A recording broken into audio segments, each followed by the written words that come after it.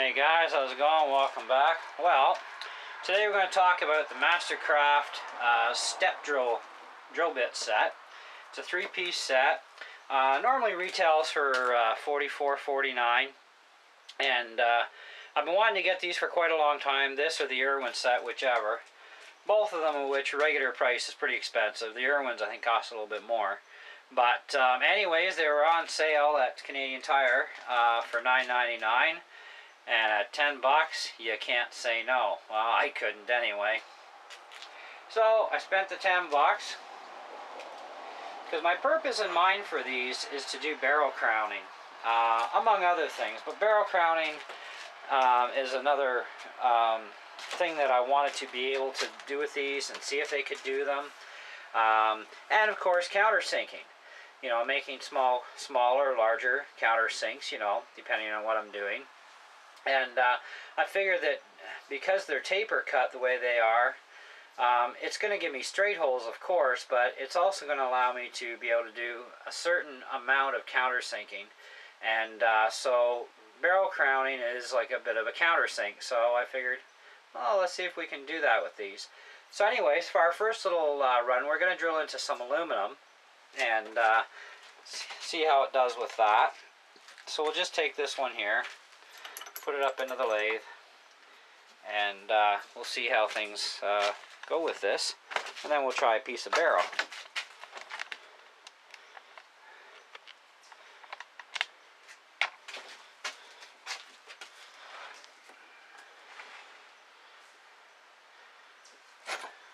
Now for this, I'm going into aluminum, so I can get away with 550 RPM without having any issues. These also, by the way, are good for using in place of a center drill, because they are rigid, they're not going to flex on you.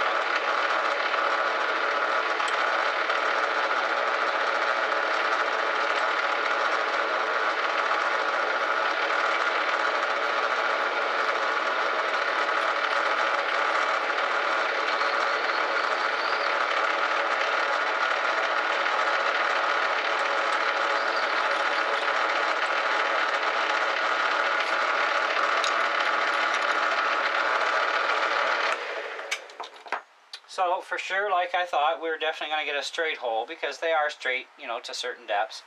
But then the next stage up, we can make a little countersink, which is kind of handy because even working with wood, I mean, they say, you know, metal and plastic with these.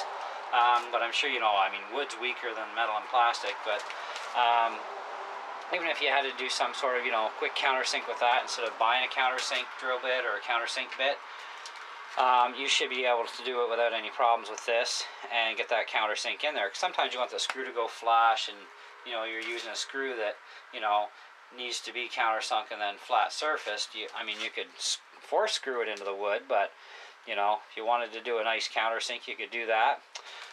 So that's our first little stage there, and it doesn't look too bad either. Let's see if I can zoom in here a little bit more for you.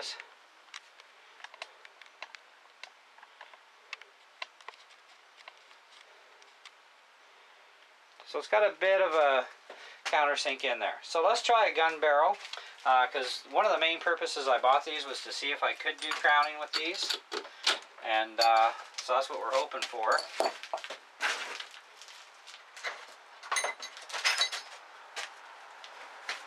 Now the other thing I want to do with these too is to be able to recut the recess hole in a crosman barrel. Because when you load your pellet into the barrel, there's a certain amount of the barrel that's actually wider than normal, so that the pellet can go in there and, you know, load itself into the rifling area. And that's cut with a bit of a taper. So I should be able to do the taper cutting with this particular bit here that I'm going to need to do for that sort of thing. There are many other ways to do it and other tools you can buy to do it with, but if you can do it with something different and it still works proper, then, you know, what the heck. So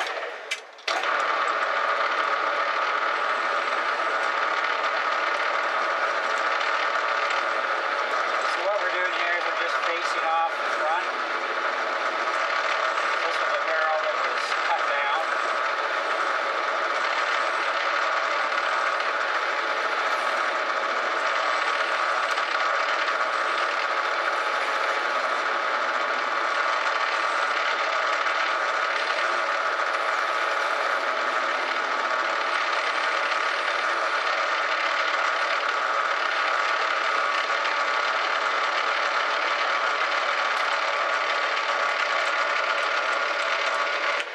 what does happen whenever you do face cut is you always get a bit of peel back. So to take care of that, I just use a file at 1600 RPM.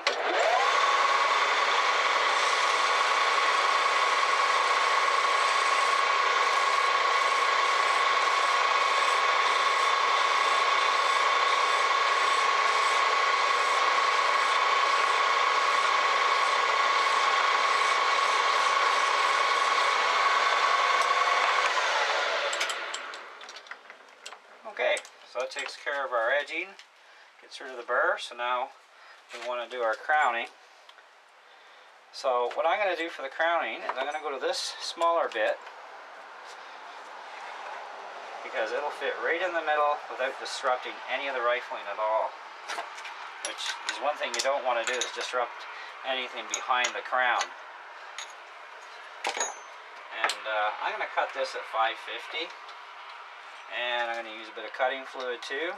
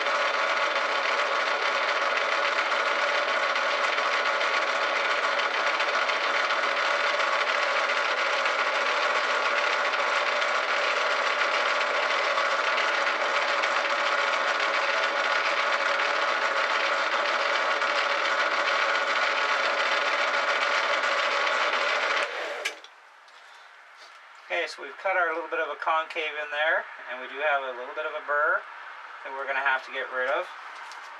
Now, to initially get rid of the burrs, I like to use these fine riffer files, because they can go in nice and gentle, and you got to get one with a bit of a slight curvature to the back end of it. So we'll take this to 970. Gently touch it.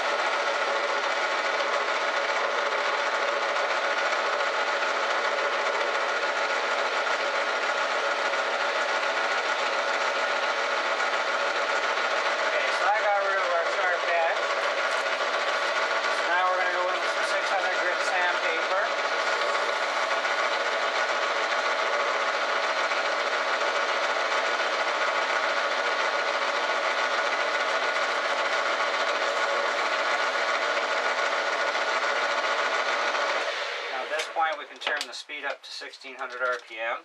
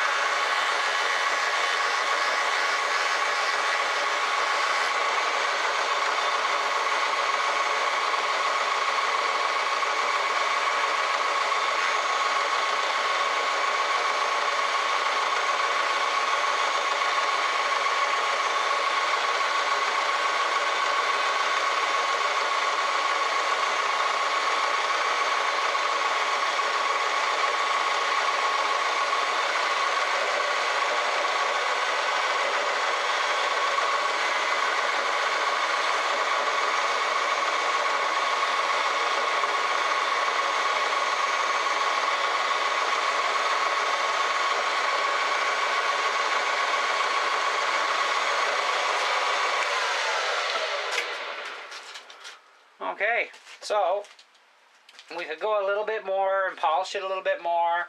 You know, that's one thing you want to check for is, you know, how good your polishing job is on the front and stuff. If you think you got some more to, you know, clean up, then by all means go for it, because you want it nice and smooth at this end, you know, just really smooth like glass. So it looks like our step drills are really actually going to come in useful for doing crowning. As far as doing that inlet on the Crossman barrel goes, at the opposite end of the barrel, I'm going to try it, and if it does work with these, I will do a video and show you step by step how to do it. And but for now, I mean, my purposes for the step drills so far are working out really well. Getting a little closer here. Oh, that's let me take the barrel out.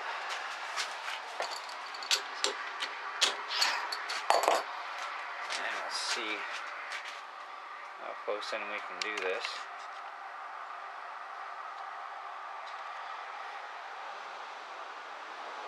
So you can see there's a few lines yet. So we're going to clean that up a little bit more. But the main part of the crown is really good. You know, so once we're done, that'll be smooth as glass and nice and shiny. But you can do it. It can be done. With step drills, you can do barrel crowning.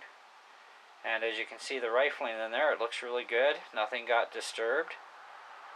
So I'd say that's pretty decent, other than a little bit more time cleaning up the face on this to make it look a little nicer. And it'll be rock and roll time. So anyways, there's probably a lot of other uses for step drills. You know, you can find them as you go along, experiment, play with it, and see what you come up with. But for my purposes, these things rock, and it was a good $10 investment. And now that I know that they will do this, if I ever have to replace them eventually, which I'm sure I will someday, I would definitely pay the retail price if I had no choice. But if they're on sale, you know, I'll pay the sale price.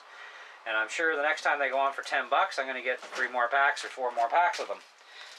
Just because I know I'm going to be using these for a long, long time. So anyway, take care. Hope you enjoyed the video. Like I said, if that other thing works out for doing that recess in the opposite end of the barrel with these, I will definitely do a step-by-step video. And it's an easier way to do these things. So in the meantime, take care and see you later.